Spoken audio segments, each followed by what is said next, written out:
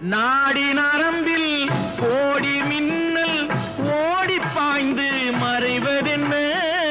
கூந்தல் தொடங்கி பாதம் வரையில் கைகள் கொண்டு அழைப்பதென்ன? நாடி நரம்பில் கோடி மின்னல் ஓடி பாய்ந்து மறைவதென்ன? கூந்தல் தொடங்கி பாதம் வரையில் கைகள் கொண்டு அழைப்பதென்ன? அது முதல் முதல் பாடம். அடுத்தது என்ன நேரும்? எடுப்பதும் கொடுப்பதும் நடக்கும். அதில் இருவருக்கும் சரி பங்கு கிடைக்கும்.